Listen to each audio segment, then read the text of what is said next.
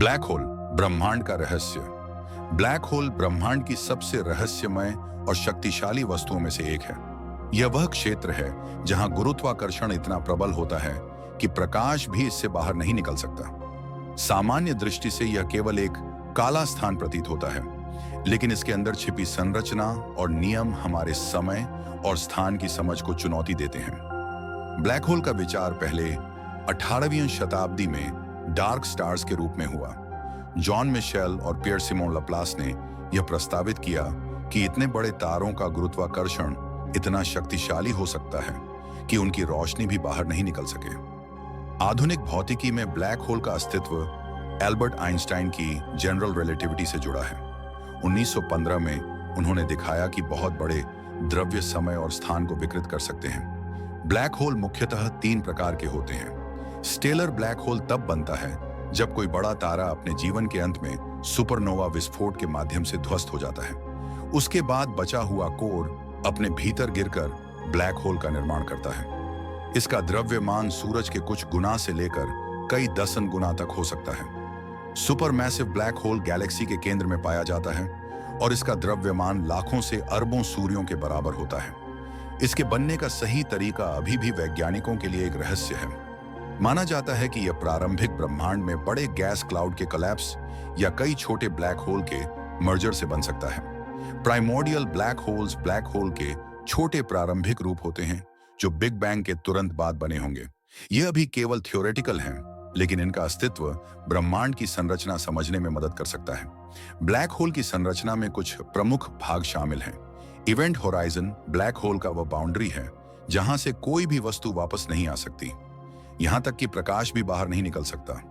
Singularity black hole के केंद्र में स्थित है, जहां घनत्व अनंत माना जाता है और सामान्य भौतिक नियम काम नहीं करते। एक्रीशन डिस्क ब्लैक होल के चारों ओर घूमती हुई गैस और धूल की परत है जो अत्यधिक गर्म होकर एक्स-रेज और अन्य रेडिएशन उत्सर्जित करती है।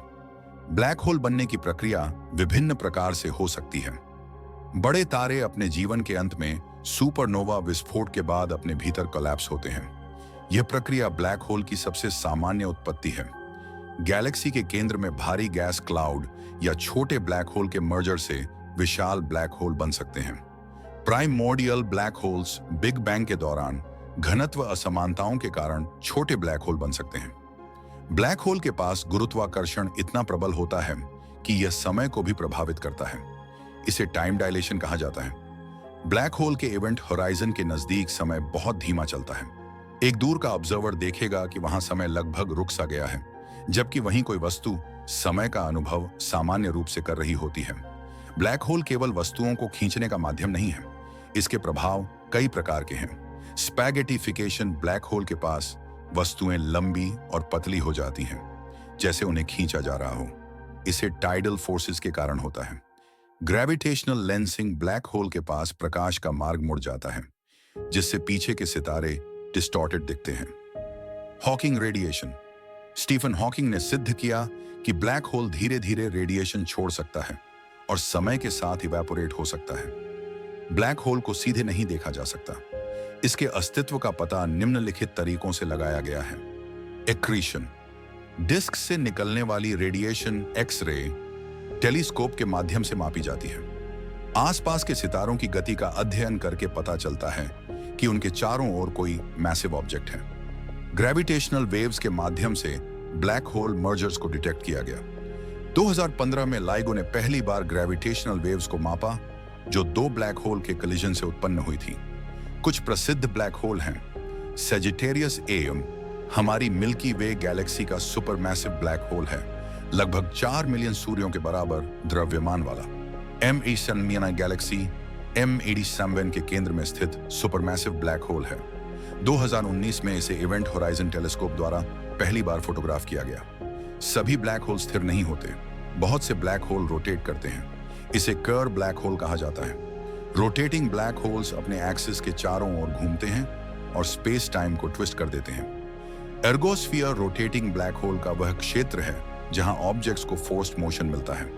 रोटेशन से ब्लैक होल की आकर्षण शक्ति और अक्रीशन डिस्क की संरचना पर असर पड़ता है। कुछ black hole near light speed तक घूम सकते हैं। ब्लैक होल के चारों ओर जमा गैस और धूल एक्रीशन डिस्क बनाती है। ये डिस्क अत्यधिक गर्म होती है और एक्स रेज उत्सर्जित करती है।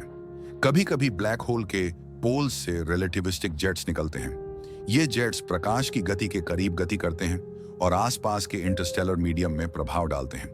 जेट्स और एक्रीशन डिस्क का अध्ययन करके वैज्ञानिक ब्लैक होल की शक्ति और बिहेवियर को समझते हैं। ब्लैक होल के नजदीक समय का प्रवाह पृथ्वी की तुलना में अलग होता है। टाइम डायलेशन, एक ऑब्जर्वर दूर से देखेगा कि ब्लैक होल के पास समय धीमा हो गया है।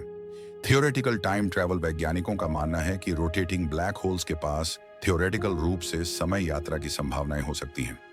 वर्म होल्स कुछ सिद्धांतों के अनुसार ब्लैक होल और व्हाइट होल को जोड़कर एक टनल बन सकती है।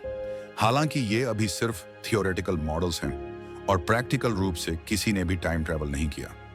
वर्तमान में ब्लैक होल पर कई प्रमुख रिसर्च मिशंस चल रहे हैं। इवेंट होराइजन टेलीस्कोप पहला ऐसा नेटवर्क है जो ब्लैक होल के इवेंट होराइजन की इमेज कैप्चर करता है। लीगो और Virgo observatories gravitational waves detect करके ब्लैक होल मर्जर्स को स्टडी करते हैं। NASA's Chandra X ray observatory X rays की मदद से एक्रीशन डिस्क और जेट्स का अध्ययन करता है। भविष्य में यह रिसर्च और एडवांस टेक्नोलॉजी हमें सिंगुलैरिटी और क्वांटम ग्रेविटी के बारे में गहराई से समझा सकती है। ब्लैक होल सिर्फ एक एस्ट्रोनॉमिकल ऑब्जेक्ट नहीं है। इसके अध्ययन से हम जान सकते हैं कि ब्रह्मांड का फॉर्मेशन और इवोल्यूशन कैसे हुआ, टाइम और स्पेस के फंडामेंटल लॉज क्या हैं, और मैटर और एनर्जी एक्सट्रीम कंडीशंस में कैसे बिहेव करते हैं। ब्लैक होल का शोध हमें यूनिवर्स की बाउंड्रीज और फिजिक्स के अल्टीमेट लॉज तक पहुंचने में मदद करता है। ब्लैक होल केवल विज्ञान तक सीमित नहीं है, ये मानव इमेजिनेशन में भी गहरे उतरे हुए हैं। फिल्मों और सीरीज में Interstellar, Star Trek, event horizon जैसे उदाहरण हैं। वैज्ञानिक और स्पेकुलेटिव फिक्शन में ब्लैक होल की कहानी और कॉन्सेप्ट कई बार एक्सप्लोर किया गया है। विजुअल आर्ट्स में ब्लैक होल की घूर्णन, आकृति और जेट्स को डिपिक्ट किया जाता है। ब्लैक होल ने विज्ञान को पॉपुलर कल्चर में लाकर लोगों में क्यूरियोसिटी और लर्निंग बढ़ाई है। ब्लैक होल आज भी भौतिक विज्ञान के सबसे बड़े रहस्यों में से एक है। इसके कई पहलू हैं जो अभी पूरी तरह से समझ में नहीं आए हैं। सिंगुलैरिटी का रहस्य यह है कि ब्लैक होल के केंद्र में समय, स्थान और मैटर कैसे बिहेव करता है, यह अभी अनसुलझा प्रश्न है। इवेंट होराइजन की प्रकृति भी समझना चुनौतीपूर्ण है। ब्लैक होल इंफॉर्मेशन पैराडॉक्स यह सवाल उठाता है कि क्या इंफॉर्मेशन ब्लैक होल में समाप्त हो जाती है या क्वांटम मैकेनिक्स के नियमों के अनुसार बची रहती है। स्टीफन हॉकिंग ने 1974 में सिद्ध किया कि ब्लैक होल पूरी तरह इनर्ट नहीं होते। क्वांटम फ्लक्चुएशंस के कारण इवेंट होराइजन के पास पार्टिकल एंटी पार्टिकल जोड़े बनते हैं। यदि एक पार्टिकल ब्लैक होल में गिरता है और दूसरा बाहर निकलता है तो इसे हॉकिंग रेडिएशन कहा जाता है। यह प्रक्रिया ब्लैक होल को धीरे धीरे इवेपोरेट करने में मदद करती है। हॉकिंग रेडिएशन ने ब्लैक होल को थर्मोडायनेमिक एंटिटीज के रूप में देखने का अवसर दिया। कुछ वैज्ञानिक मानते हैं कि बिग बैंग के तुरंत बाद छोटे ब्लैक होल, प्रिमोर्डियल ब्लैक होल्स बने होंगे। ये छोटे ब्लैक होल वर्तमान यूनिवर्स में डार्क मैटर का हिस्सा हो सकते हैं। डार्क मैटर का अध्ययन एस्ट्रोनॉमी और कॉस्मोलॉजी के लिए बहुत महत्वपूर्ण है। प्राइमोर्डियल ब्लैक होल्स का अस्तित्व अभी थियोरेटिकल है, लेकिन ऑब्जर्वेशनल रिसर्च में इन्हें खोजने की कोशिश जारी है। यदि इनका अस्तित्व सिद्ध होता है तो यह यूनिवर्स के मास एनर्जी कॉम्पोजिशन को पूरी तरह बदल सकता है। 2015 में लाइगो ऑब्जर्वेटरी ने पहली बार ग्रेविटेशनल वेव्स डिटेक्ट किए। ये वेव्स दो ब्लैक होल के मर्जर से उत्पन्न हुई। इससे हमें ब्लैक होल की मैसेस, स्पिन्स और डायनेमिक्स का पता चला। ग्रेविटेशनल वेव्स एस्ट्रोनॉमी का नया क्षेत्र खोलते हैं, जो यूनिवर्स के मोस्ट एक्सट्रीम इवेंट्स को स्टडी करने का अवसर देता है। भविष्य में ब्लैक होल के अध्ययन से कई नई डिस्कवरीज की उम्मीद है। एडवांस्ड ऑब्जर्वेटरीज जैसे जेम्स वेब स्पेस टेलीस्कोप और नेक्स्ट जनरेशन एक्स-रे और रेडियो टेलीस्कोप्स ब्लैक होल की स्ट्रक्चर और डायनेमिक्स को पहले से भी ज्यादा स्पष्ट रूप में दिखाएंगे। ब्लैक होल सिंगुलैरिटीज और इवेंट होराइजन का अध्ययन करके साइंटिस्ट को क्वांटम ग्रेविटी और ब्रह्मांड के फंडामेंटल नियमों को समझने का अवसर मिलेगा। ग्रेविटेशनल वेव एस्ट्रोनॉमी फ्यूचर में और अधिक डिटेल्स प्रोवाइड करेगी, जिससे बाइनरी ब्लैक होल सिस्टम्स और एक्सट्रीम एस्ट्रोफिजिकल इवेंट्स की जानकारी मिलेगी। यदि प्राइमोर्डियल ब्लैक होल्स अस्तित्व में हैं, तो यह डार्क मैटर की मिस्ट्री को सुलझाने में मदद करेंगे। सुपर कंप्यूटर्स और एआई बेस्ड सिमुलेशन से हम black hole accretion, jet formation और स्पेस टाइम डिस्टॉर्शन का प्रिडिक्टिव मॉडलिंग कर पाएंगे। ब्लैक होल की खोज और अध्ययन ने हमारी यूनिवर्स की समझ को पूरी तरह बदल दिया है।